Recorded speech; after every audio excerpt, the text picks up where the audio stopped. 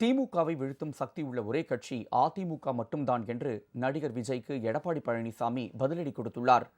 மக்களை காப்போம், தமிழகத்தை மீட்போம் என பிரச்சார பயணம் மேற்கொண்டு வரும் அதிமுக பொதுச் செயலாளர் எடப்பாடி பழனிசாமி காஞ்சிபுரத்தில் கட்சி தொண்டர்கள் மத்தியில் உரையாற்றினார். அப்போது நடிகர் விஜய் அதிமுக பற்றி பேசியதற்கு பதிலடி கொடுத்தார். இங்கிருக்கும் அனைவரும் அதிமுக தொண்டர்கள். இது கூட தெரியாமல் அதிமுக யார் கையில் இருக்கிறது என்று கேட்பவர் கட்சிக்கு தலைவராக இருந்தால் அவரை நம்பி எப்படி தொண்டர்கள் இருப்பார்கள் என குறிப்பிட்டார். சிலர் மக்கள் செல்வாக்கை பெற்றது போலவும் நாட்டிற்கு உழைத்தது போலவும் அவர்கள் மக்களை காப்பாற்றப் போவதாகவும் பேசி வருகிறார்கள். ஆனால் திமுகவை வீழ்த்தக்கூடிய சக்தி அதிமுகவிற்கு மட்டுமே என நடிகர் விஜய்க்கு எடப்பாடி பழனிசாமி பதிலடி கொடுத்தார். திமுகவை வீழ்த்தும் சக்தி உள்ள ஒரே கட்சி அதிமுக மட்டும்தான் உள்ளதாகவும் அவர் கூறினார். சில பேர் கட்சி ஆரம்பிச்ச உடனே இம்மாலய சாதனை சாதித்த போல பேசுறாங்க, டைலாக் பேசுறாங்க.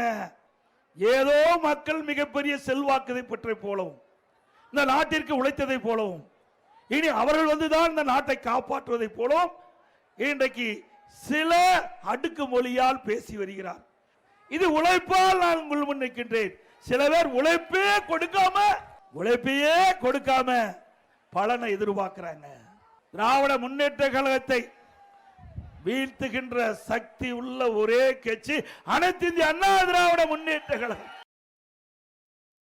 ஒரு திரைப்படத்தில் நடித்தவுடனே ஹீரோ ஆக முடியாது, பல படத்தில் நடித்த பிறகே ஸ்டார் ஆக முடியும்.